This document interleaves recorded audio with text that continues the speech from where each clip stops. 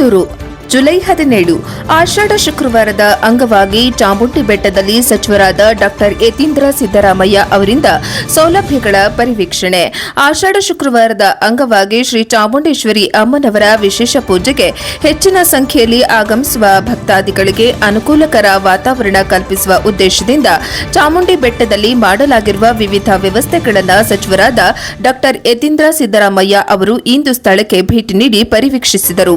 ಈ ವೇಳೆ ದರ್ಶನ ವ್ಯವಸ್ಥೆ, ವಾಹನ ಸಂಚಾರ ನಿರ್ವಹಣೆ, ಕುಡಿಯುವ ನೀರು, ಸ್ವಚ್ಛತೆ, ವೈದ್ಯಕೀಯ ಸೇವೆ, ಭದ್ರತಾ ಕ್ರಮಗಳು ಸೇರಿದಂತೆ ಅಗತ್ಯ ಸೌಲಭ್ಯಗಳ ಲಭ್ಯತೆಯನ್ನು ಅಧಿಕಾರಿಗಳೊಂದಿಗೆ ಪರಿಶೀಲಿಸಿ ಭಕ್ತರಿಗೆ ಯಾವುದೇ ರೀತಿಯ ತೊಂದರೆಯಾಗದಂತೆ ಎಲ್ಲಾ ಇಲಾಖೆಗಳು ಸಮನ್ವಯದಿಂದ ಕಾರ್ಯನಿರ್ವಹಿಸುವಂತೆ ಸಚಿವರು ಸೂಚಿಸಿದರು.